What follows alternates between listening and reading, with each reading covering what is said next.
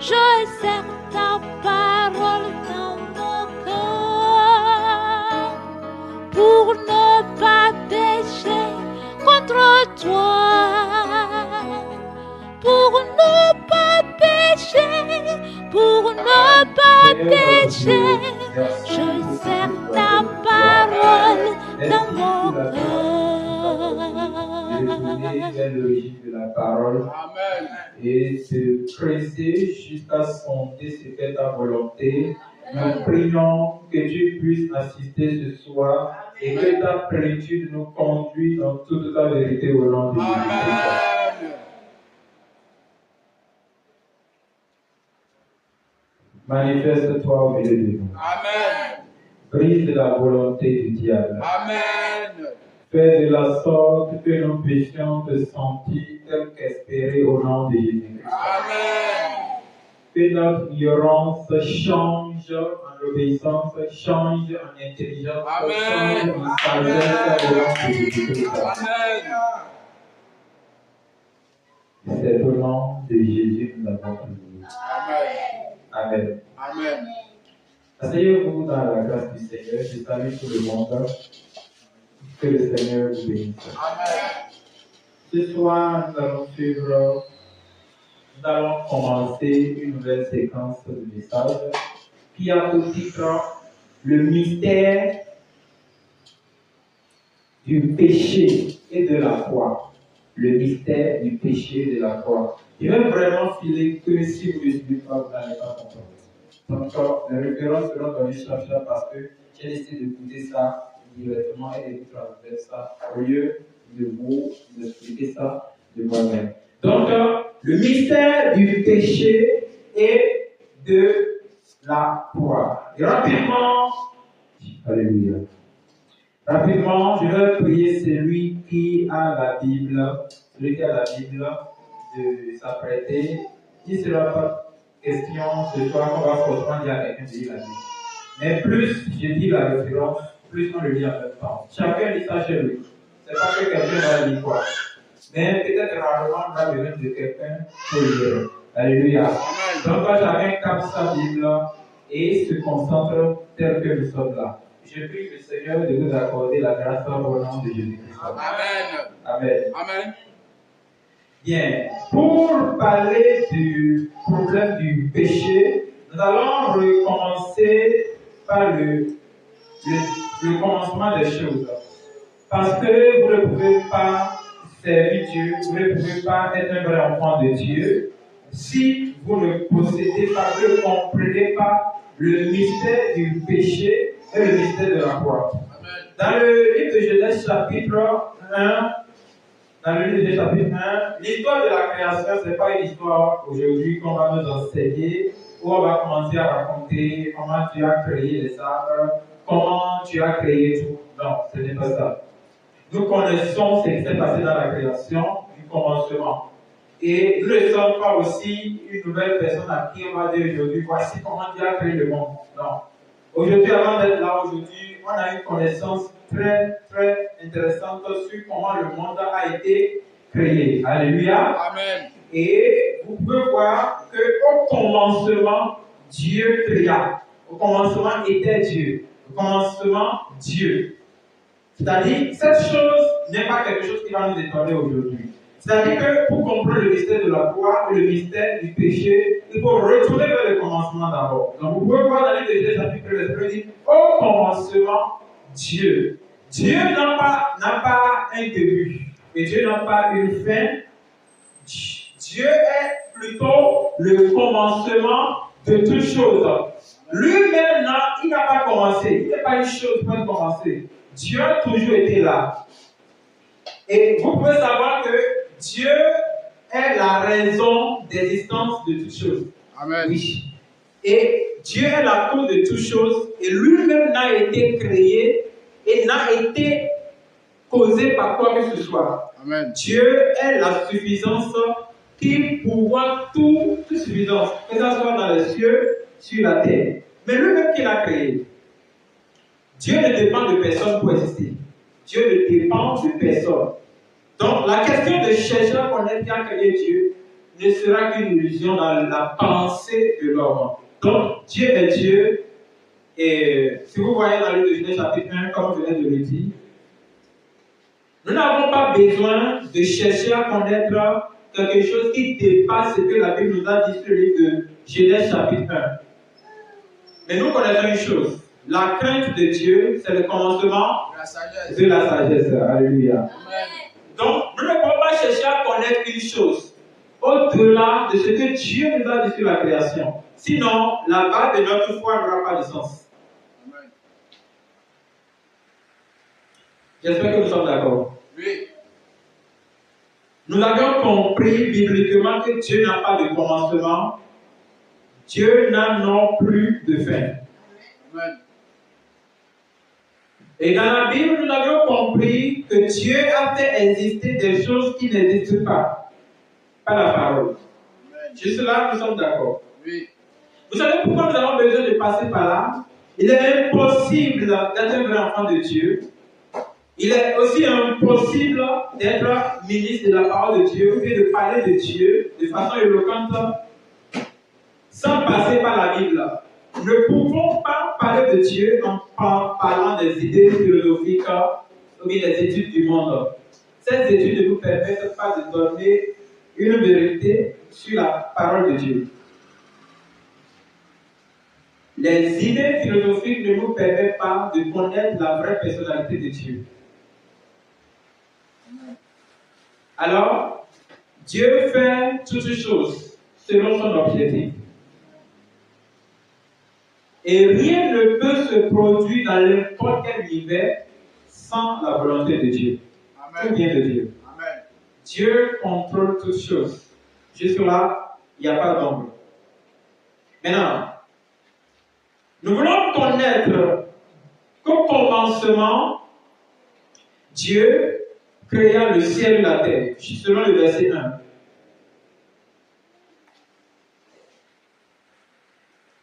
Et même si vous allez dans le livre de Psaume 24, Psaume 115, ces passages nous ont montré à quel niveau Dieu a créé les choses. Comment Dieu est grand. Comment Dieu a conçu et a formé de lui-même ce que nous voyons et tout ce que nous voyons sur la terre aujourd'hui. Et dans le livre de Hébreux, chapitre 11, le verset 2, la Bible dit c'est par la foi que nous croyons et nous savons que le monde que nous voyons maintenant a été formé et façonné. Oh là là. Amen. Et nous avions vu ce que nous ne voyons pas par la parole de Dieu. Juste là, nous pouvons voir que tout a été créé par Dieu. Amen. Nous avons la théologie des humains a été établie sur le fait qu'il y a un Dieu qui existe. Et selon cette théologie, ils nous ont dit que Dieu vient d'une sensation. C'est-à-dire que quand nous sentons quelque chose d'étrange, nous pensons que Dieu est là. C'est faux. Ça, c'est une idée humaine. Notre Dieu n'est pas un vent. Même quand Dieu se manifeste par le vent, ou même dans sa manifestation, nous sentons des tremblements et la peur des créatures. Dieu n'est pas un vent. Même si Dieu se manifeste en tant qu'un feu, Dieu n'est pas un vent. Dieu n'est pas une chose. Dieu n'est pas une créature. Amen. Et Dieu n'est pas un sentiment que vous pouvez sentir.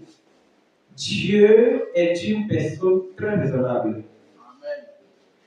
Et Dieu planifie des choses. C'est une personne qui calcule. Et il connaît le détail de tout ce qu'il fait.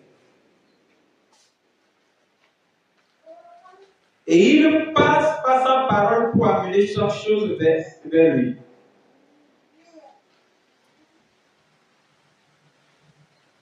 Ne vous inquiétez pas quand on parle de Dieu.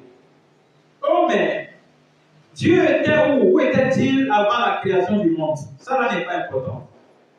Dieu était dans l'éternité. Amen. Et si vous continuez de connaître où était Dieu, d'où vient Dieu, c'est comme une question enfantine. Ça n'a pas de sens. Amen. Au fait, rien ne peut être créé par Dieu et contenir Dieu même. Est-ce que vous comprenez? Si Dieu a créé le monde ne peut pas contenir Dieu. Dieu dépasse ce que le monde est. Amen. Vérité. Rien de ce qui existe ne peut contenir Dieu. Ça, c'est clair. Amen. Dieu est insupportable. Maintenant, le fait que Dieu vient habiter dans le corps d'un homme, c'est une humilité envers Dieu. En fait, c'est une humilité qu'on ne peut pas décrire. Dieu qui est omniprésent, qui est présent partout, omnipotent, qui connaît toutes choses, et en même instant, si Dieu décide d'habiter dans un corps humain, oh là là, c'est-à-dire que ce Dieu manifeste un degré d'humilité démesurable. Dieu est partout, en tout moment, et les yeux de Dieu ne sont pas comme nos yeux. Nos yeux ne peuvent pas regarder une seule chose et regarder les autres choses à la fois. Mais les yeux de Dieu voient tout partout, en tout moment et en tout instant. Amen. Dieu voit toutes choses au même moment et en même instant. Quand Dieu se lève ici, il regarde toutes choses, c'est-à-dire qu'il voit en Afrique un instant, il voit en Amérique un instant, il voit en Asie, il voit dans la mer, dans la profondeur de toutes choses. Là, nous parlons de Dieu qui est non mesurable. Nous parlons de Dieu, de Tout-Puissant.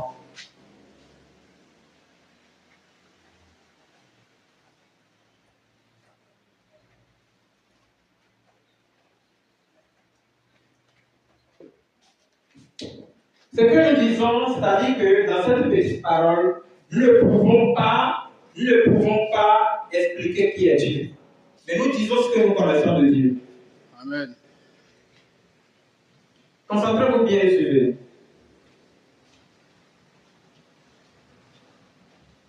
C'est-à-dire que si vous voulez prêcher la parole de Dieu, vous voulez être une lumière pour les nations, il vous sera difficile de l'être si vous n'arrivez pas à répondre à la question sur Dieu. Et il est très important de noter que personne ne peut servir que la quantité de Dieu qu'il connaît, c'est-à-dire la personnalité de Dieu qu'il connaît. Vous ne pouvez pas dépasser le degré que Dieu vous a révélé dans la révélation. Juste là,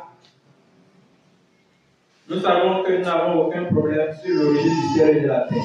Parce que tous ont été créés par la parole.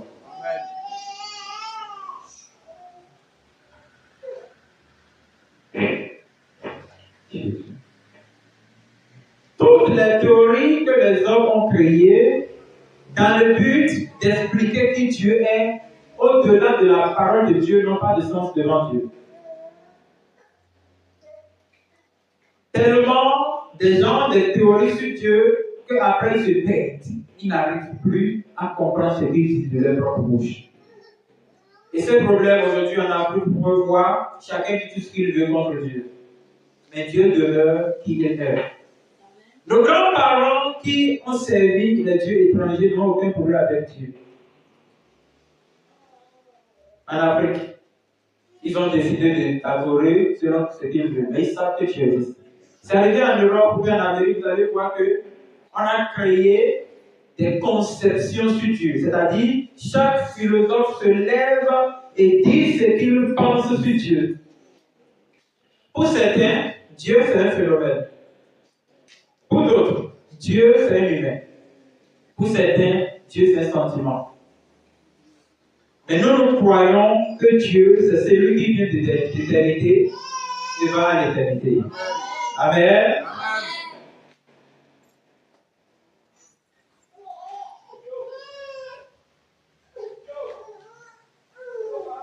Dans le verset 1 de Genèse chapitre 1 que nous venons de lire,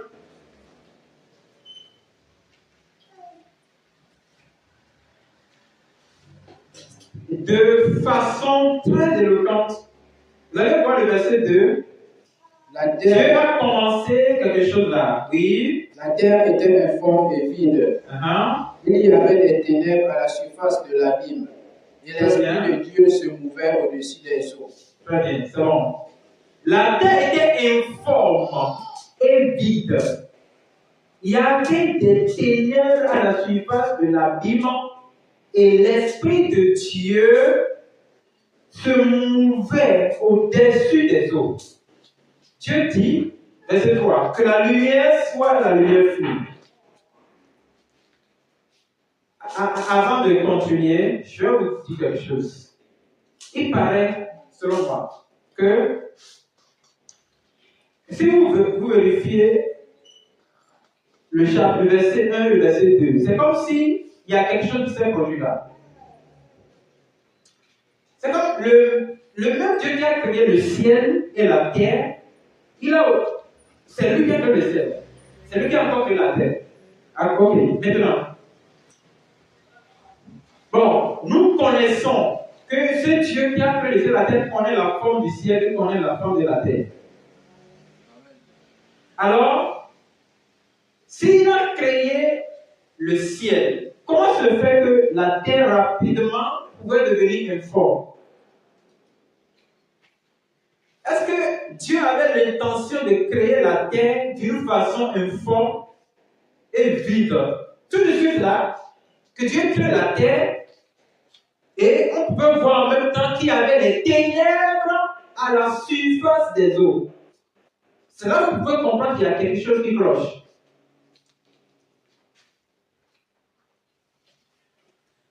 Et ce qui ne va pas là, je peux penser que c'est cette chose qui ne marchait pas, que Dieu voulait réagir envers elle pour créer la terre.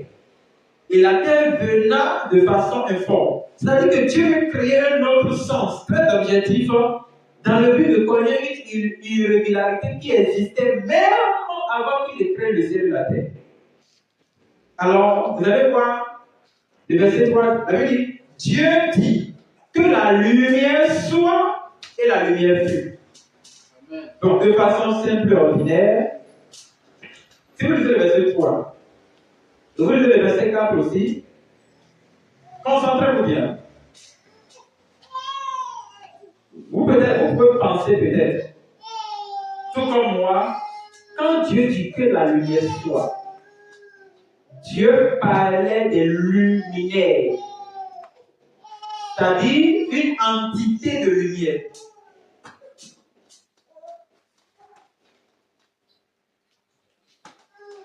Une lumière qui peut venir chasser rapidement les ténèbres. C'est les luminaires. Et vous pouvez déjà aussi imaginer de quelles ténèbres s'agit-il? Ce sont ces ténèbres ordinaires qui nous empêchent de mieux voir, ou c'est une entité de ténèbres? Est-ce que la lumière que Dieu a fait luire dans les ténèbres est-elle une lumière comme la torche? Mais vous pouvez penser que quand Dieu dit que la lumière soit, ce n'est pas ça. Bon, ou bien vous pouvez aussi avoir l'idée. Mais si vous allez dans le verset 14, la Bible dit, Dieu dit qu'il y ait des luminaires dans l'étendue du ciel pour séparer le jour avec la nuit, et que ce soit des signes pour marquer les époques des jours et des années. Vous allez voir que pour la première fois, vous allez comprendre qu'il y avait encore d'autres lumières. Et c'est par là que Dieu distingue les saisons, les années, les jours, les mois, pas le soleil. Alléluia. Ça veut dire que la lumière qui se trouve au verset 3, 4 et 5 est différente de la lumière du verset 14 et du verset 15. J'espère que vous me comprenez bien. Est-ce que je vous communique? Concentrez-vous. Ça veut dire qu'il y a deux différentes lumières là. Il y a la lumière du soleil qui est différente de la lumière dont Dieu parle dans le chapitre 4, le chapitre 3, le verset 3 du chapitre 1 du livre de Genèse. Est-ce que vous comprenez? Ce n'est pas une lumière comme le soleil ou comme le jour. Donc, les ténèbres que vous êtes en train de voir dans le chapitre 2, ce ne sont pas les ténèbres de la soirée. C'est comme si c'est une entité de ténèbres. C'est comme si c'est une personne qu'on devait chasser avec la force de la lumière.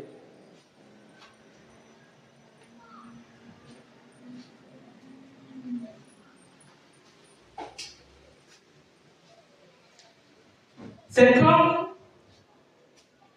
si la lumière que Dieu appela était une personne pour combattre comme une autre personne qui est la ténèbre. Amen. Alors, qu'est-ce que Dieu a fait? Dieu a séparé deux mondes. Le monde des ténèbres et le monde de la lumière. Après un instant, Dieu sépara le jour et la nuit. Vous pouvez aussi remarquer facilement qu'à la fin du verset 5 du chapitre 1, il eut un soir et il eut un matin, ce fut le premier jour. Voyez à quel niveau c'est utile de connaître la parole de Dieu. La parole de Dieu nous montre deux choses très différentes. L'entité de la lumière et l'entité des ténèbres. Si vous lisez peut-être la version anglaise de la Bible, vous allez voir, là où on mentionne jour et nuit, il y a jour avec grand J et nuit avec grand N, dans la version française de la Bible. Ça veut dire que ça, c'est significatif. Ce n'est pas forcément le jour et la nuit que Dieu sépare. Dieu sépare deux entités différentes. Et nous pouvons voir ici, parce que dans cette aventure que nous avons commencé, vous pouvez sentir le besoin de l'homme pour plaire à Dieu, pour servir Dieu, ou pour être utile dans le ministère que Dieu vous a confié, en tant que lumière au milieu des ténèbres du monde. Amen. Bon, nous allons continuer un peu. On va voir une autre chose. Dans la parole de Dieu,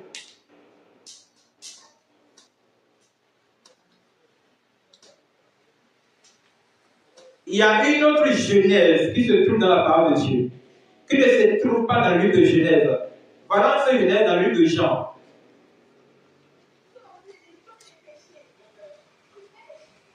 Jean chapitre 1. Si au commencement c'est Dieu, ça veut dire au commencement ce n'était qu'une seule personne. Alors, vous allez voir, Jean, ce que l'apôtre Jean écrit dans l'évangile ici, de la part de Genèse, c'est la même chose. En fait, ce que Jean dit ici, c'est une autre Genèse. Dans Genèse, dans le livre de, il dit, au commencement, dans le verset 1, était la parole. La parole était avec Dieu et la parole était Dieu. Bon, c'est bon, c'est bon. Ces deux passages seulement vous pouvez voir dans toute la Bible entière qui parle du commencement. Dans Genèse 1, vous allez voir au commencement Dieu. Et dans le livre de Jean, chapitre 1er, vous allez voir au commencement était la parole.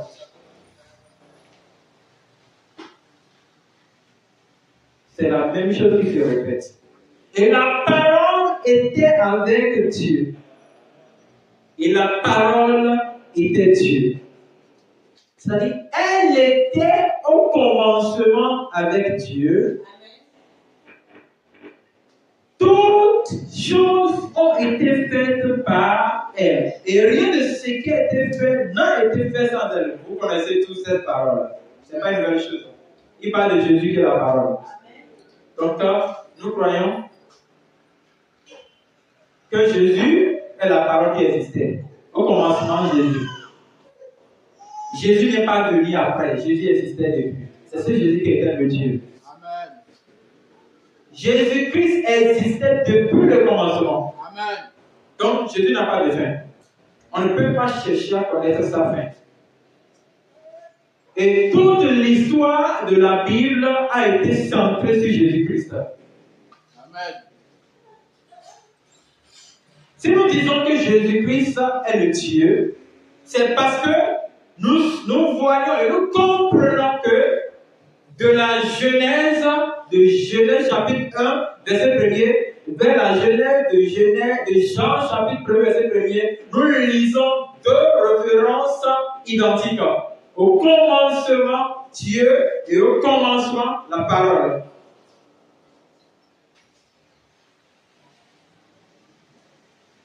La manifestation de Dieu dans un corps ne veut pas dire qu'il y a deux dieux. Non, ça voudrait dire seulement qu'un Dieu qui est esprit se transforme aussi en physique et peut devenir aussi un esprit. Amen.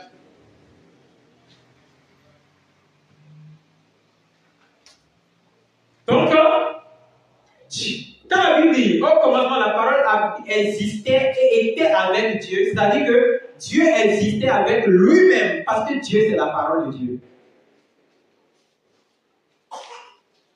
On va bien comprendre. Si vous comprenez la parole de la personne de Jésus, c'est-à-dire qui est Jésus, vous n'aurez pas de difficulté à connaître qui est Dieu, parce que Jésus, c'est Dieu. Amen. Regardez le verset 4. En elle était la vie. Et la vie était la lumière des hommes. Est-ce qu'on peut applaudir le Seigneur? Amen. Alors, on va dire, la lumière luit dans les ténèbres. Regardez bien. Et les ténèbres l'ont pas reçu. La lumière luit dans les ténèbres, comme dans le livre de Genèse.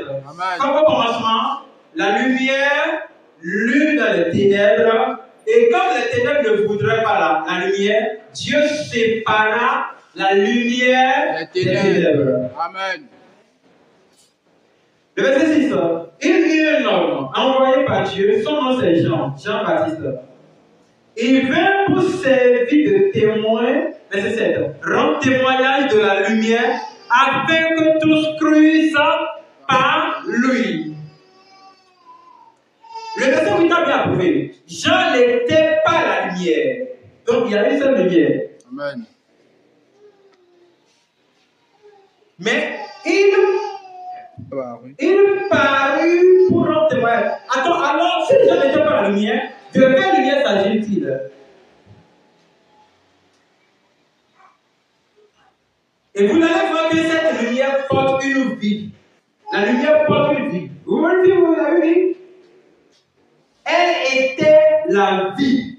Et la vie était la lumière des hommes. Donc, il y a vie, lumière. Alors, la lumière voulait traiter le problème des ténèbres qui existait dans le monde et qui transformait le monde en informe. C'est les ténèbres qui ont rendu la terre informe, selon le livre de Genèse. Ça veut dire qu'on prie d'abord que Dieu créa le monde, il y avait des confusions déjà, parce que les ténèbres existaient.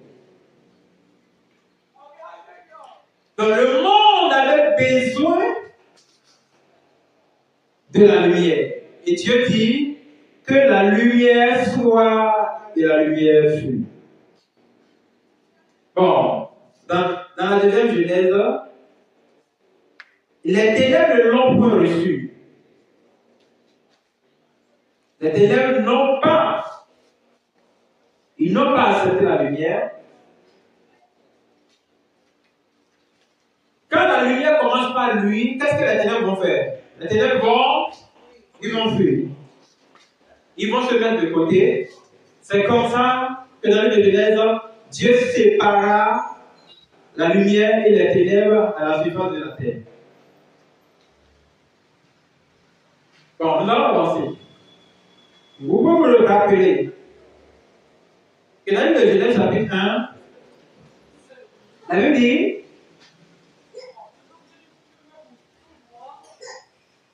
Dieu a mis une limite entre la lumière et les ténèbres. La lumière et les ténèbres ne peuvent pas collaborer. Si la lumière luit, c'est-à-dire les ténèbres vont fuir. Depuis ce temps, il y a eu une loi de contrariété entre la lumière et les ténèbres.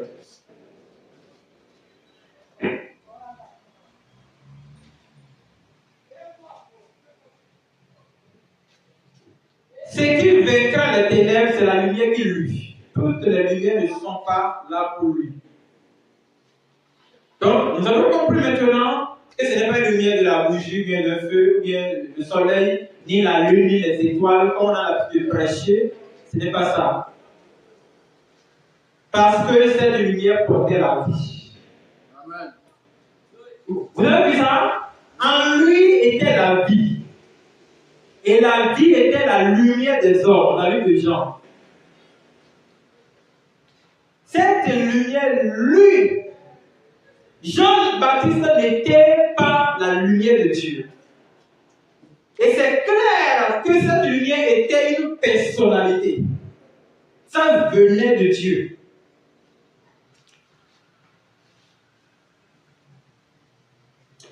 Alors, Dieu a décidé de nommer les ténèbres la nuit. Bon, je pense qu'on ne va pas continuer.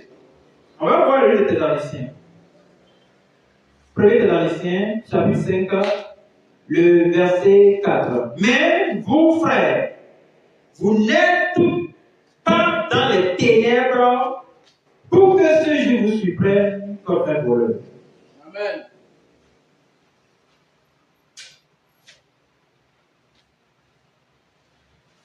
De façon ordinaire.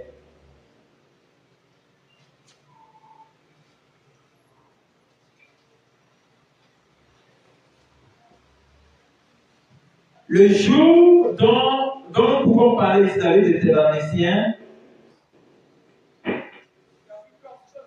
le jour dont il parle ici,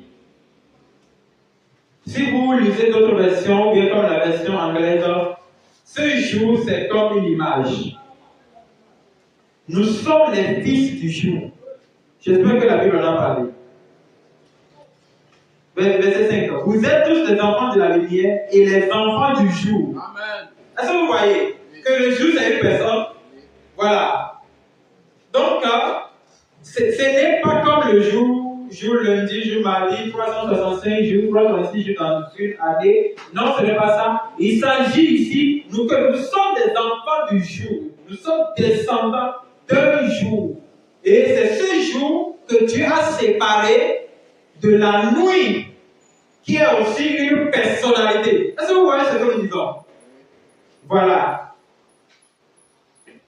Et vous pouvez voir dans le verset 8, je continue, vous pouvez lire le reste. Ceux qui dorment dans la nuit et ceux qui se livrent la nuit, mais nous qui sommes du jour, soyons sobres, ayant revêtu la puissance de la foi. Vous avez voyé, question d'être enfant du jour et d'être sobre et d'être enfant des ténèbres et de se livrer. Mais ceux qui sont du jour, soyez sobres. En mettant la cuirasse de la foi et de la charité, ayant pour casque l'espérance du salut. C'est là qu'il est possible maintenant de comprendre que nous, certaines personnes seront appelées enfants de la lumière, c'est-à-dire l'enfant du jour, et d'autres personnes seront appelées l'enfant de la nuit et l'enfant des ténèbres.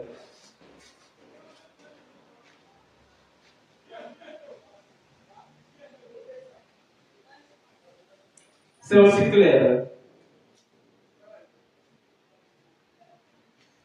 Il ne s'agit pas maintenant des jours qui commencent de 6h à 18h du soir. On a compris? Oui. Que ce n'est pas le jour comme nous pensons. Oui. On a compris que nous sommes les enfants du jour. Oui. Voilà. Et nous comprenons maintenant, quand Dieu dit Dieu sépara la nuit et le jour, il ne s'agit pas de ce que nous voyons, comme la nuit qui tombe et le jour qui se lève, mais d'une entité de deux personnes différentes. Donc Dieu a séparé les ténèbres qui essayaient de rendre le monde chaotique, de mettre la tête dans le chaos, dans le vide total. Ces ténèbres étaient identiques, on pouvait le voir et les toucher. Et la seule solution de Dieu pour ces ténèbres n'était pas de crier, de faire du bruit, non, mais c'était de porter une lumière. Amen. Bien aimé, vous devez comprendre. Les ténèbres qui sont autour de nous n'ont pas besoin des bruits de la prédication. Elles ont besoin d'une vie lumière. Amen. Et la lumière qui peut luire dans les ténèbres, c'est une vie que nous devons porter. c'est la vie lumière. Ou une lumière qui se trouve dans une vie qui se trouve dans peu importe comment on va l'appeler. En tout cas, c'est une vie qui est lumière. Ce n'est pas la lumière, je le répète, ce n'est pas la lumière que nous allumons. Mais c'est une lumière établie qui réside dans une vie. Et cette vie, lui maintenant, la lumière qui se trouve en elle. Et c'est cette vie qui va amener les ténèbres à se retirer d'elles-mêmes. Et c'est en étant cette lumière qui éclaire que Dieu pourra établir sa volonté. Alléluia. Amen. Alléluia. Amen. Je pense qu'au commencement,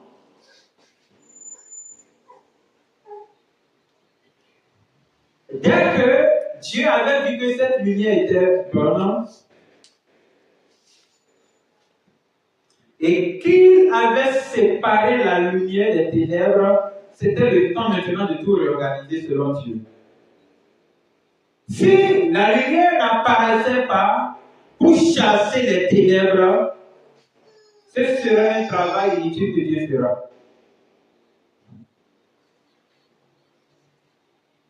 S'il n'y avait pas une lumière dans notre monde pour chasser les ténèbres, toute la parole de Dieu que nous allons prêcher, tous les enseignements que nous allons faire n'auront pas d'efficacité.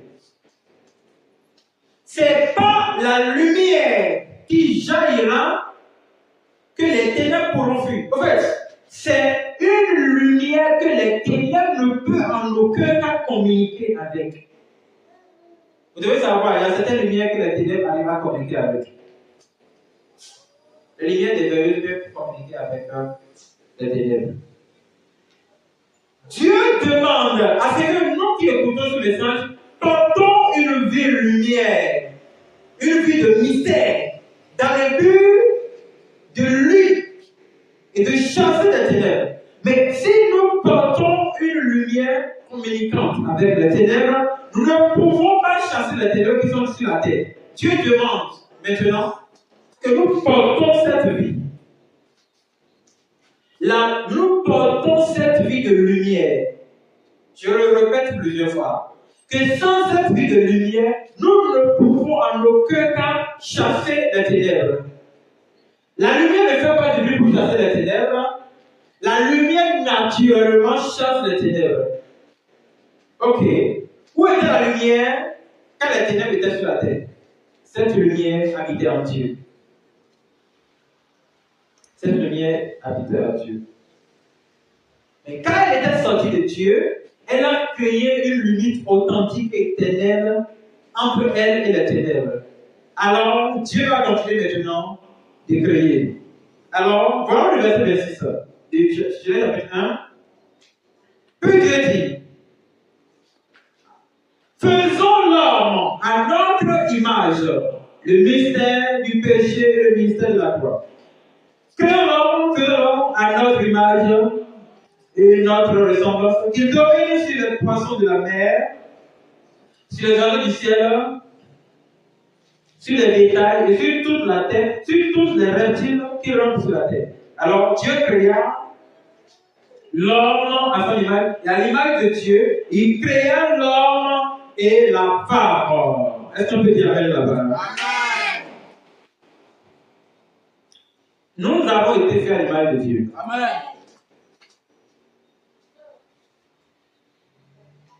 Des fois, il vous arrive de penser que l'image de Dieu, c'est que Dieu a deux seins, des nez, la bouche, la tête, les cheveux, tout ce que l'homme possède. Dieu a des barbes et Dieu est comme un humain. La première chose qu'on pense, c'était ça. Oui, donc voilà, nous sommes des images de Dieu. Vous voyez les images de Dieu. Ça a été la pensée de l'homme, n'est-ce pas? Ok.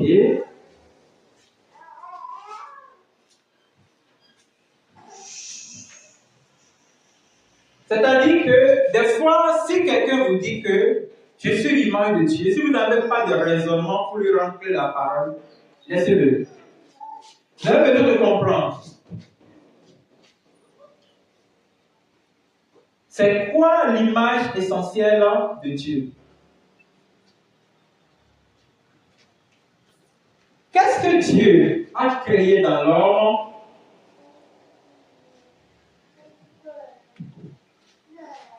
Et ça fait penser que l'homme est l'image de Dieu. Et nous ne sommes sans connaître qu'avant que Dieu ne crée, ne fasse l'homme d'une âme vivante, Dieu a formé d'abord le corps. Il a formé le corps. Il a fait l'homme physiquement d'abord.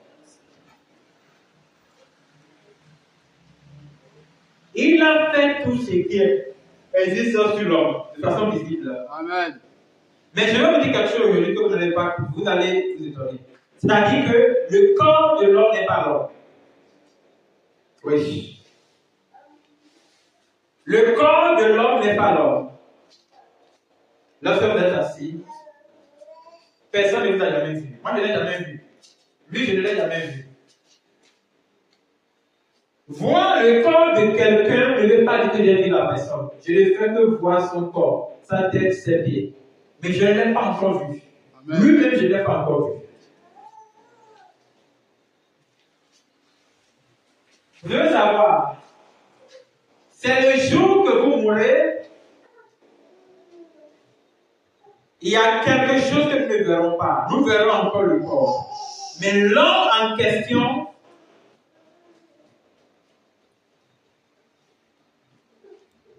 l'homme lui-même, qui est à l'image de Dieu, est caché à l'intérieur du corps que Dieu a créé. Amen. Alléluia. Amen. Hein? Quand tu veux parler, tu dis, moi, tu tapes la poitrine. Toi qui? Mais est-ce que la poitrine, c'est toi? Non. C'est pas toi. C'est toi, c'est plutôt une façon de dire, moi qui parle, je suis à l'intérieur de cette chose. Je suis à l'intérieur de cette chose, je me connais. Chaque fois que tu parles, je te dis, tu frappes la poitrine. C'est pour montrer que toi-même, en personne, tu te trouves à l'intérieur de cette enveloppe. Juste l'homme que Dieu a créé.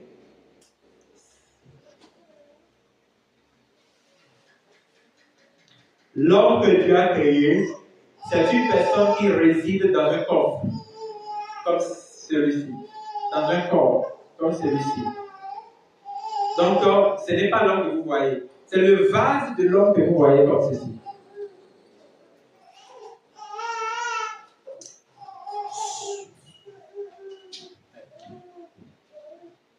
Nous avons une maison. Notre maison terrestre sur cette terre. C'est ce corps. C'est ma maison que vous voyez. Ce n'est pas moi-même. L'homme que Dieu a créé se trouve dans la maison. Alors, quand Dieu a créé le corps, ici, Dieu a créé le corps de l'homme. Voici le corps. Dieu a mis le souffle dans le corps.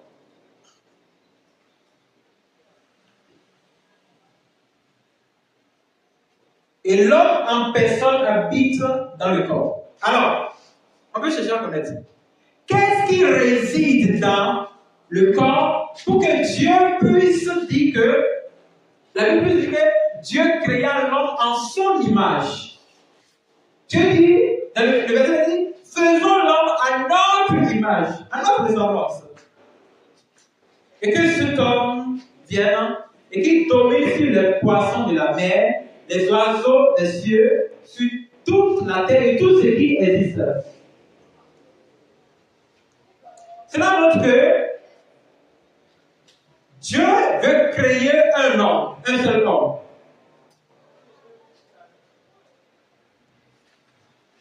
Qui va habiter dans une maison comme celle-ci et portera la nature de Dieu. Bon, on va partager le 1er Jean. 1 Jean chapitre 1.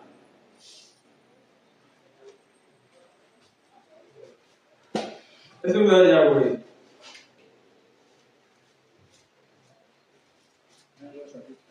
Ok. Le verset 5 dit, la lumière luit dans les ténèbres et les ténèbres ne l'ont pas reçue. Ah, excusez-moi. 1 Jean chapitre 1. La nouvelle que nous avons apprise de lui. Et que nous avons La nouvelle que nous avons apprise de lui et que nous vous annonçons, et ce que nous vous annonçons, c'est que Dieu est lumière. c'est que Dieu est Lumière. Dieu est Lumière. Dieu est lumière. Amen. Vous allez voir ici, la Bible n'a pas dit que Dieu est dans la lumière. Il dit Dieu lui-même est lumière. Oh. Mais il dit qu'il n'y a point en lui de ténèbres. Est-ce qu'on peut comprendre? Dieu, Dieu n'est pas, il n'est pas dans la lumière. Et la lumière n'existe pas. Non, non. Dieu lui-même est la lumière.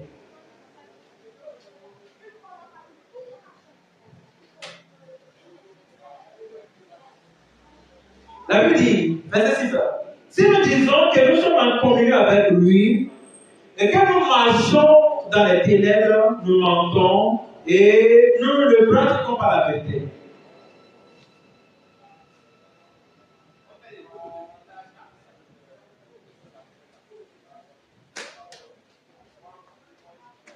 C'est-à-dire que la lumière, c'est quelque chose qu'aucune ténèbre, aucun trait de ténèbres ne peut habiter en elle. La lumière et la ténèbre ne marchent pas ensemble. Bon, vous dites que vous êtes en Christ et vous marchez dans les ténèbres, vous mentez. La Bible dit, la vérité n'arrive pas en vous. Vous ne pratiquez pas la vérité. C'est pas possible, c'est impossible de posséder à la fois la lumière et les ténèbres. Attends, alors, qui était l'homme que Dieu était en train de former? Qui était cet homme que Dieu était en train de former dans le livre de Genèse?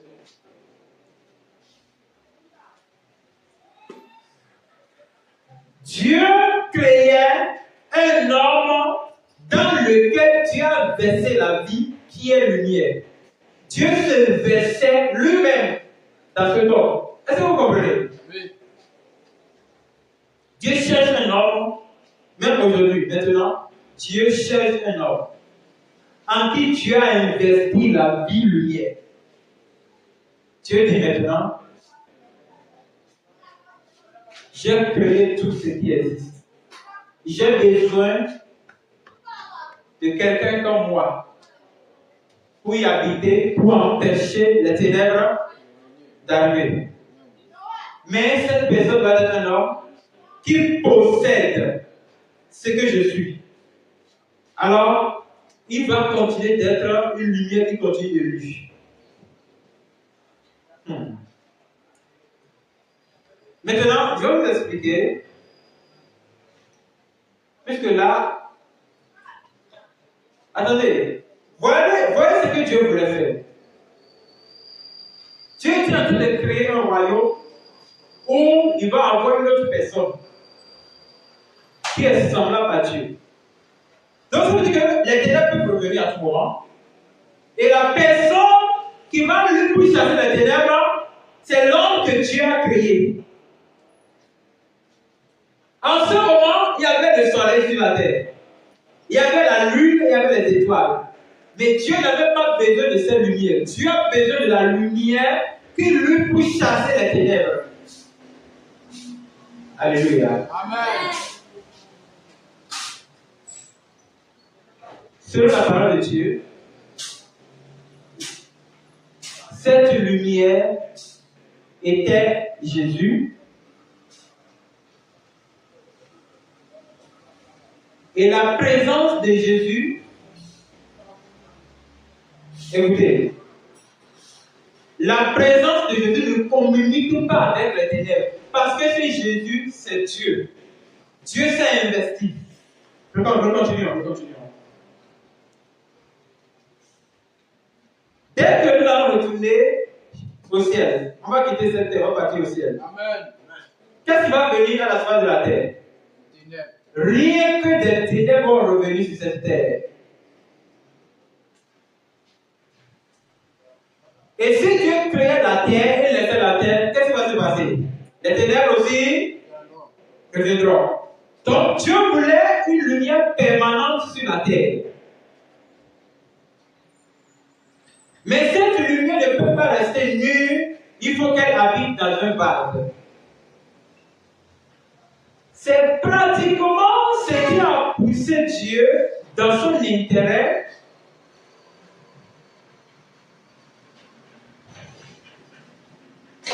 à créer Adam. Je suppose que lui, il a eu une ténèbre. Comme il a passé le mois. Il est une ténèbre.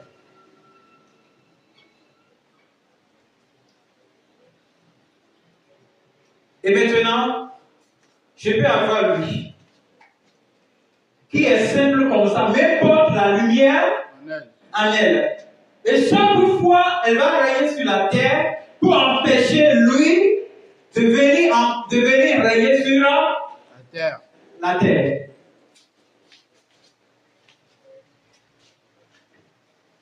C'est ce que Dieu a fait pour l'homme.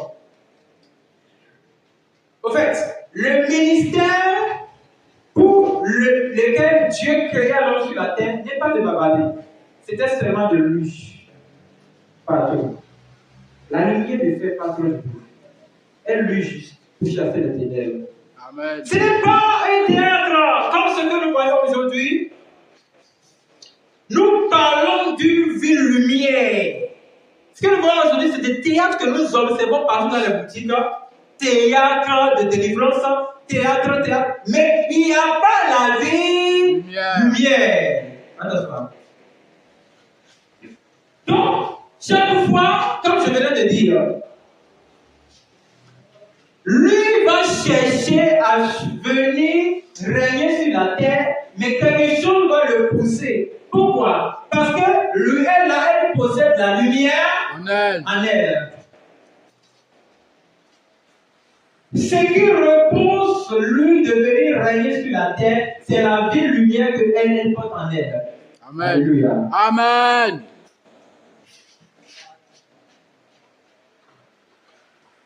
Supposons que nous sommes tous ici et nous portons une vie lumière en nous.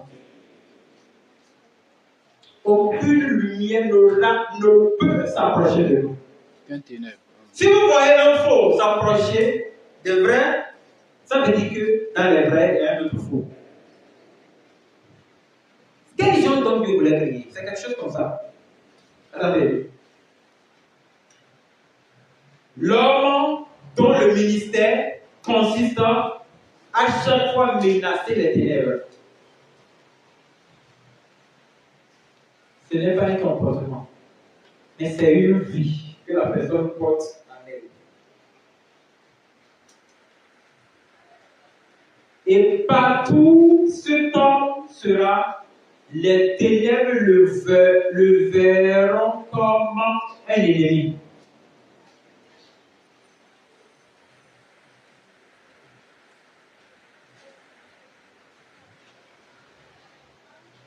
Chaque fois que les ténèbres seront en train de voir l'homme que Dieu a créé sur la terre, c'est que les ténèbres sont en train de pleurer en voyant la lumière dans cette maison. C'est-à-dire, cette enveloppe.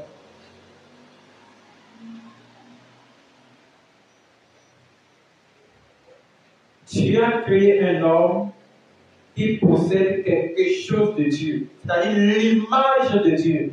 C'est l'image que la vie lumière.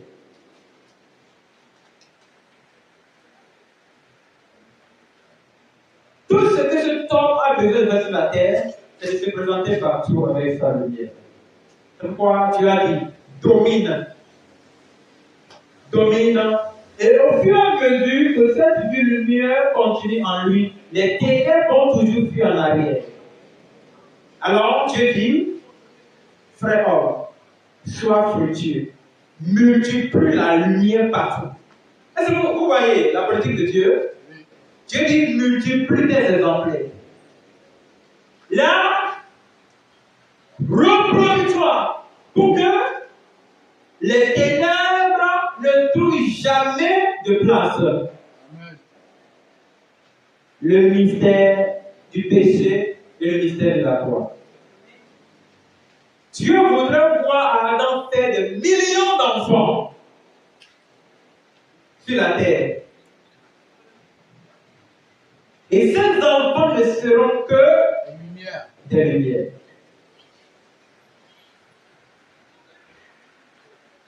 Alors, Dieu sera fier de l'homme et dira à Satan, tu vois, j'ai produit des lumières partout sur la terre. C'était le ministère pour lequel Dieu créa l'homme. Non, Dieu ne veut forcément pas peupler. Dieu a un objectif derrière la création de l'homme. Reproduire un homme en son image pour gouverner sur la terre le monde qu'il a créé. Bon, nous parlons du mystère qui se cache dans l'homme, que Dieu dit qu'il créa en son image. Si vous n'êtes pas à ce niveau, vous allez faire le ministère, vous allez être prophète, surtout prophète, et les ténèbres ne vont même pas s'en foutre de vous, puisque vous ne les chassez pas, vous n'avez pas la lumière. Écoutez, les bruits de micro et de haut-parleurs ne chassent pas les ténèbres. Les bruits, Jésus, ne chassent pas les ténèbres. Ce qui chasse les ténèbres, c'est la vie lumière que vous portez en vous. Amen.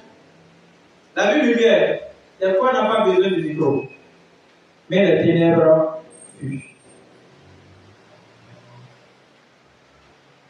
Dieu n'a pas besoin de prédicateurs. Dieu cherche des prédicateurs. Dans son cœur, Dieu cherche seulement des hommes,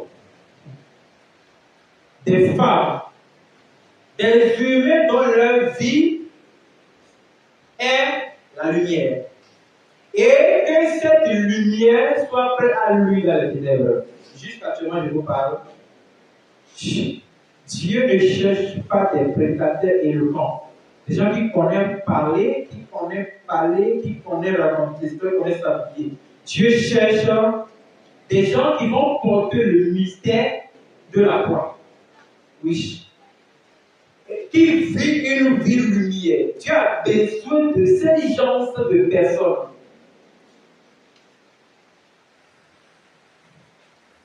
Lorsque Jésus enseignait ses disciples, il dit, vous êtes la lumière. Ok. Jésus disait, moi je suis la lumière du monde. Quiconque me suit ne marchera pas dans les ténèbres. Ça veut dire qu'il y a les ténèbres sur la terre. Amen. Après, il dit, aussi longtemps que je suis dans le monde, je suis la lumière Du monde.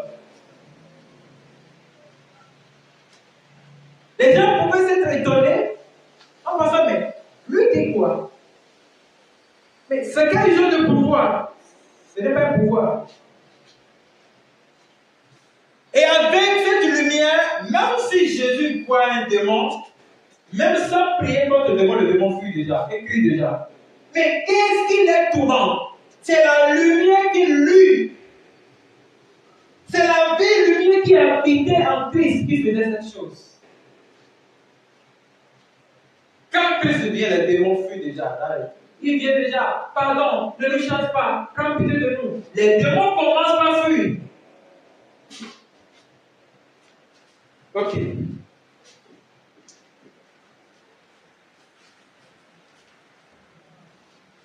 Vous pouvez prier pour être un serviteur de Dieu efficace. Vous pouvez prier pour être un docteur qui enseigne fort. Vous pouvez prier pour être un prophète même quand vous ne parlez pas. Que le miracle se produise. Mais je vous dis, la prière ne fait pas ce ministère dont nous parlons. La prière ne porte pas le mystère de la foi. C'est faux.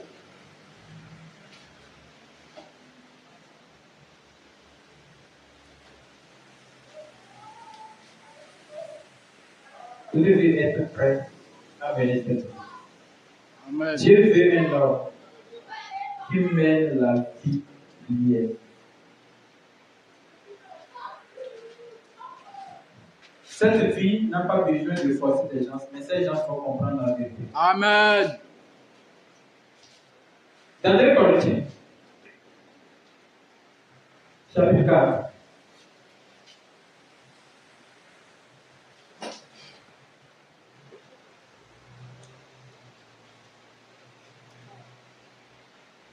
Nous allons voir quelque chose de simple. Dans le chapitre 4 de 2 Corinthiens,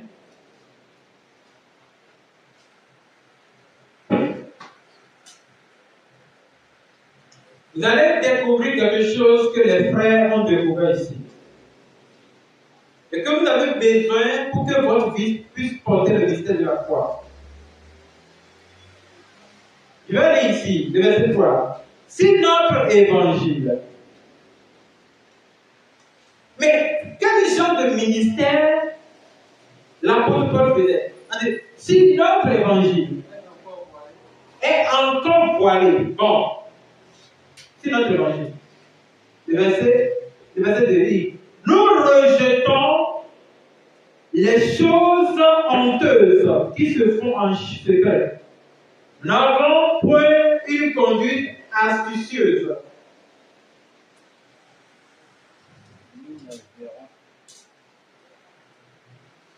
Moi, normalement, pourquoi vous voyez, en prêchant la parole de Dieu,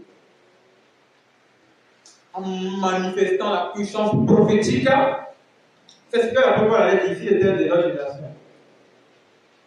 En proclamant, en déclarant la prophétie comme en notre temps. Si je prends l'huile d'onction, je ne commence pas par verser, mais la parole n'a pas dit. Mais en publiant la vérité, nous nous recommandons à toute conscience devant Dieu. Oh, c'est-à-dire qu'il parle de la manifestation de la vérité. Nous manifestons. Est-ce que vous comprenez ce que ça veut dire? Nous manifestons. En toute conscience devant Dieu. Quel genre de ministère? C'est-à-dire que quel genre de ministère l'apôtre Paul fait? Ce n'est pas un ministère prophétique, ce n'est pas un ministère évangélique, c'est une vie qu'il manifeste, que nous manifestons afin de. Il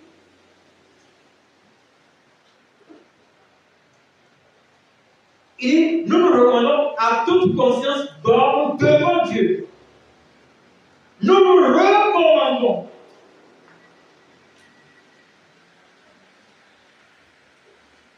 C'est-à-dire que dans la parole de Dieu que nous prêchons, Dieu a besoin des gens qui vont mener la vie du mystère de la foi. Or, lisons la parole de Dieu, accrochons-nous à Dieu, ne me regardez pas, ne me suivez pas, regardez la Bible, ceci comme cela. Non, c'est pas ça. Dieu veut un homme, comme il a créé Adam. Dieu veut un homme qui porte une vie, qui lutte.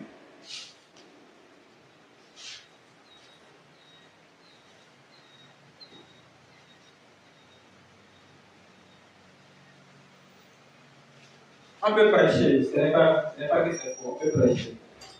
Mais l'intention originale de Dieu, ce n'était pas de prendre le micro de venir prier ici. Mais Dieu a besoin de quelqu'un, une personne, pour porter la lumière et lui dans les ténèbres. pour que notre conscience ne nous dérange pas. Alléluia. Amen. Concentrez-vous bien.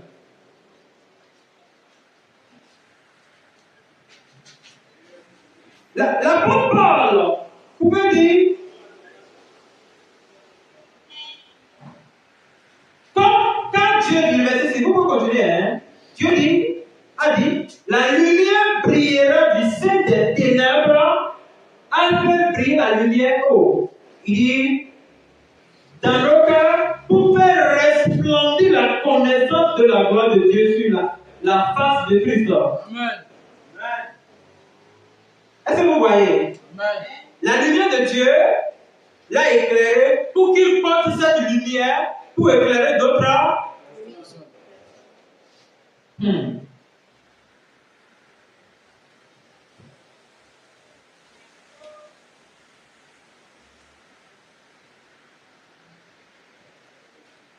Le salut que nous prêchons ne peut venir que dans la lumière. Jusqu'à ce que la lumière luise. Je dis, vous pouvez tout prêcher. Le salut ne viendra pas dans une vie que si cette vie contemple la lumière en vous. Vous pouvez prêcher partout dans le monde entier. Vous pouvez faire un mois de croisade, les ténèbres reviendront. Vous désorganisez tout ce que vous avez fait. Si vous ne portez pas la vie lumière en vous. En fait, le problème n'est pas le message que nous prêchons, ce n'est pas non. Ce n'est pas la proclamation, ce n'est pas tout ce qu'on raconte les prophéties. Mais le problème se pose lorsque celui qui prêche ne porte pas l'image de Dieu qui est la vie lumière. Vous pouvez dire que c'est frustrant, mais arrivé au ciel, vous allez être d'accord, parce que là-bas, il y a la vérité. Nous parlons de la vie lumière. Aujourd'hui, tout le monde parle de Jésus, mais personne ne pose la question de connaître qu'est-ce que Dieu veut. Dieu n'a pas besoin d'une vie qui crie, mais Dieu a besoin d'une vie qui pose son image. Regarde ce que le frère Paul dit ici. Il dit,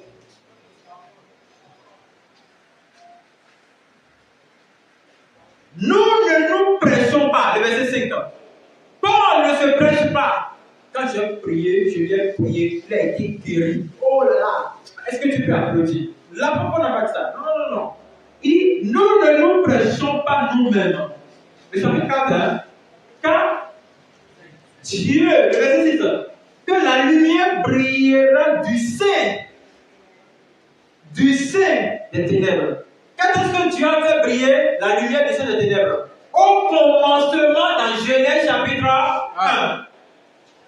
Amen. Maintenant, cette lumière, la lumière brille dans nos cœurs. Et pour faire resplendir la connaissance de la gloire. Vous savez ce qui fait jaillir la parole de Dieu en nous? C'est la lumière. La lumière continue de se multiplier en nous. Amen. Dieu a fait resplendir cette lumière en moi. Et par cette lumière, je découvre la connaissance de la vérité. Alors, si quelqu'un devait faire un ministère, vous voulez travailler à Dieu pour que cela porte de fruits, qu'est-ce que vous devez être? Vous devez porter la vie lumière afin que cette vie lumière devienne maintenant une lumière pour prier, apporter la connaissance de la parole. Amen. Vous pouvez prier partout. Seigneur, donne-moi le Saint-Esprit, remplis-moi de la puissance. Oui, je suis d'accord. Nous ne le faisons pas. Mais la plus grande chose dont vous avez besoin, c'est la vie lumière. Amen. C'est un grand trésor. Si vous possédez cette vie, oh, l'apôtre Paul, il dit, Dieu a commandé la lumière. Il dit, la lumière soit et la lumière fut. Et par cette lumière, Dieu a lui. Alors nous sommes une lumière devant Dieu. Amen.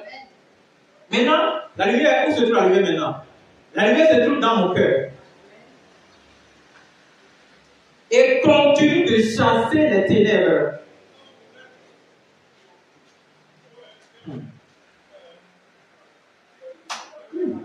Jésus ministère. mon ministère. Mon ministère. Ce n'est pas ça la vie de Dieu. Jésus était grand, était fort. Mais Jésus n'a jamais dit mon ministère. Toi, tu dis mon ministère. Qui es-tu? L'œuvre que le Seigneur nous a confiée ne se manifeste pas par les cris des micros et des haut-parleurs. Non. Jésus nous a juste demandé de le porter en nous pour lui les hommes. Et je répète, ce n'est pas une lumière de l'électrique ou une lumière des torches, des téléphones. C'est une lumière qui se trouve en moi.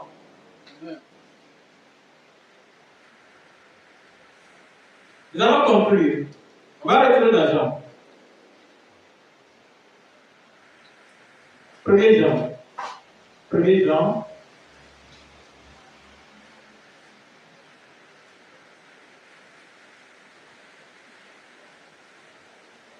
Excusez-moi. Jean chapitre 1er, l'évangile. Il dit, en lui et en elle était la vie. Verset 4. Et la vie était la lumière des hommes. Amen. Amen. La lumière ne tient pas sur Dieu. Hein? Vous savez? Oui. Si vous retournez dans le chapitre 1er de 1er Jean, la lumière ne tient pas en Dieu. Non. Dieu même est la lumière. Amen.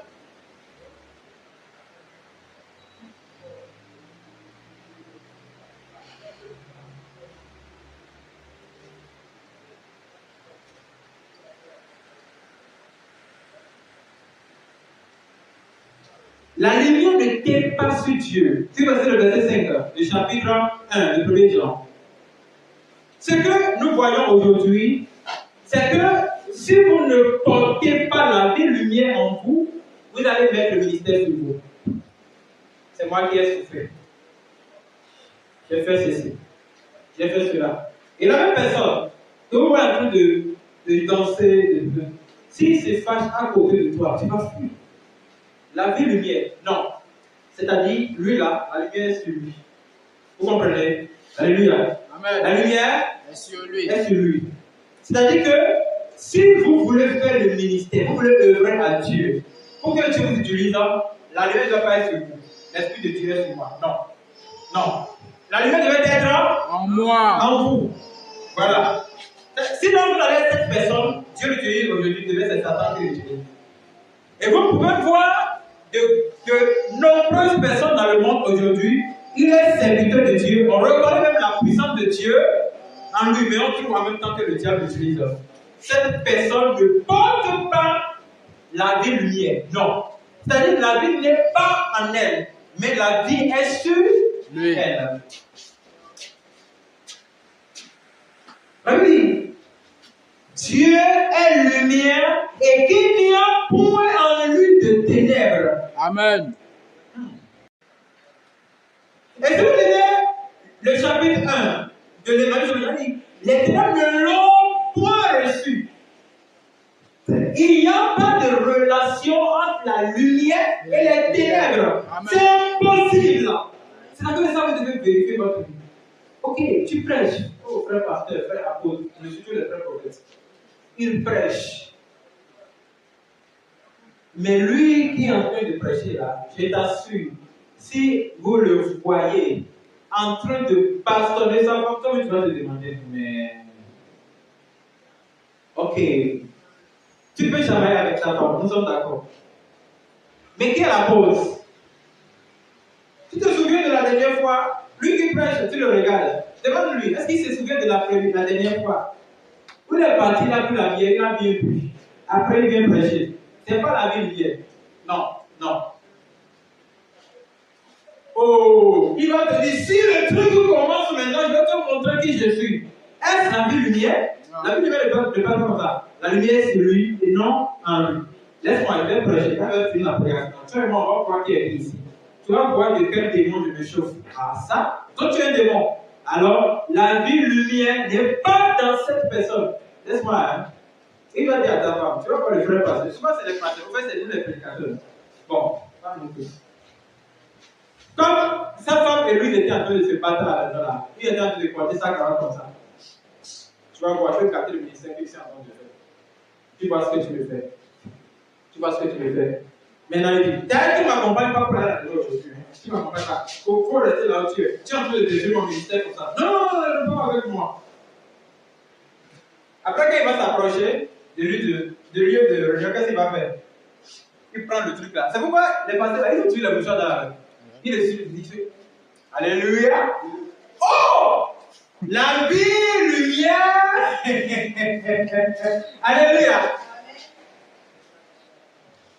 C'est-à-dire que, vous allez voir les pasteurs, ou bien les prophètes d'aujourd'hui, ils ont les habits des pharisiens. Oui. Ils ont des cols qu'ils mettent ici. Vous serez saints. Et quand vous les voyez, vous avez envie de les devenir. Mais, quand tu vois sa face gauche, tu te poses beaucoup de questions. Nous savons que l'homme peut être fâché à cause d'une situation. On ne le refuse pas. Mais nous connaissons comment la vie lumière se manifeste. C'est-à-dire qu'il y a certaines attitudes, quand vous les voyez, vous comparez ça à la prédication, vous voyez que ça n'a rien à voir. Amen. Cette personne doit vérifier. Est-ce que la lumière habite en moi ou la lumière est sur moi? Parce que s'il avait la lumière en lui, la lumière devait lui dans les ténèbres et chasser tout ce qui appartient aux ténèbres dans sa vie. Maintenant, s'il ne porte pas la lumière, il ne peut pas aller dans les ténèbres. C'est pourquoi la prédication de quelqu'un de ce genre ne change personne. Il y a des humains, il y a des hommes qui sont ces hommes de Dieu, qui ne peuvent pas porter le mystère de la croix. Pourquoi? Parce que le mystère de la croix, c'est la vie lumière. Quelqu'un qui dit qu'il porte une lumière, mais n'arrive pas à s'habiller proprement. Quelle lumière tu portes? Quelle vérité tu prêches et tu n'arrives pas à t'habiller correctement? Quelle lumière? Qui va vivre dans quelle ténèbres? Les ténèbres ne luisent pas dans les ténèbres.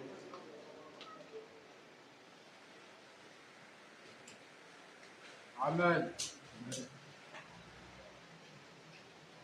Si votre vie n'arrive pas à vaincre les ténèbres, ça veut dire que vous n'êtes qu'une autre partie des ténèbres, mais vous n'êtes pas la lumière.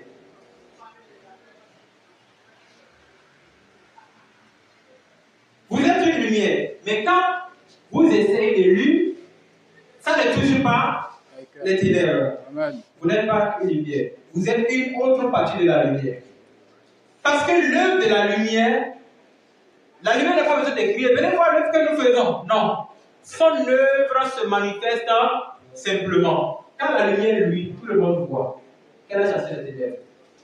Avant qu'on les arrête, on va prier. Est-ce que votre lumière, lui, les ténèbres? Est-ce que votre lumière, lui, peut chasser les ténèbres? C'est le temps de prier. Est-ce que je ne suis pas un prédicateur vain? Je prêche la parole, j'enseigne la parole, mais quand on observe du sein de ma vie, la lumière ne se trouve pas en moi. Seigneur, je ne veux plus être seul. Je veux que ta lumière habite en moi. C'est le temps de parler. C'est le temps de parler. En toi, moi, Jésus qui est la lumière en toi. Est-ce que votre lumière, lui, dans les ténèbres? En toi, moi, Jésus dans notre vie, en nous, pas sur nous. Pas dit Jésus avec nous. Jésus est en lui. Est-ce qu'on observe cette lumière en vous? Seigneur, je refuse d'avoir encore ce qui change. Dis-le. Cette lumière qui le transforme. On doit voir la lumière habiter en moi. On doit contempler la lumière en moi. La lumière qui est en moi doit lui dans les ténèbres. Ce n'est plus une question de prier par lui, mais c'est une question de lumière. Oh, Aide-nous à manifester cette lumière. Aide-nous à manifester une lumière. La lumière doit se manifester en toi. Ce n'est pas moi qui dois dire que je suis lumière. Mais les ténèbres doivent témoigner que je suis lumière. Ce n'est pas nous qui allons forcer les gens à changer. Mais il faut que les gens changent par la lumière qu'ils contemplent en nous. Des fois, c'est toi qui es forcé quelqu'un à se débrouiller, à enlever les bijoux. Non! La lumière que tu portes en toi doit être une attraction pour lui dans les ténèbres de cette personne.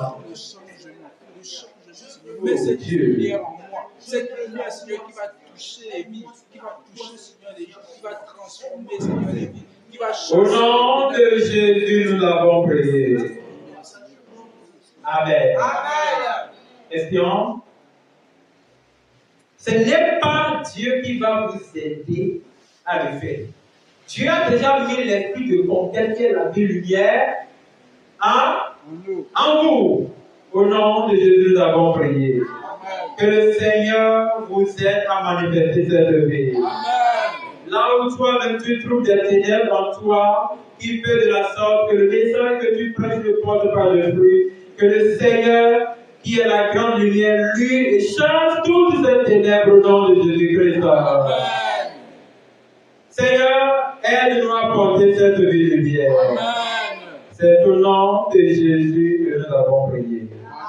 Amen. Amen. Pour montrer qu'on est content. Alléluia. Amen. Joie, joie, mon cœur est dans la joie. Alléluia, joie, joie, mon cœur est dans la joie. Et je l'envoie à tout droit. Et voilà pourquoi mon cœur est dans la joie. Amen.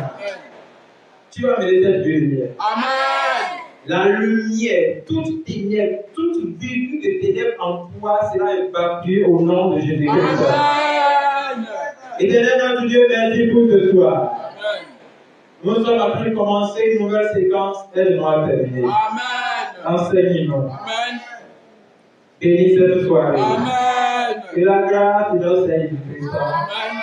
son amour et sa puissance Amen. nous donne la capacité de vivre une vie lumière. Au Amen. nom de Jésus, nous avons prié. Amen. La plateforme du réveil des nations. Toutes les nations viendront et se prosterneront devant toi.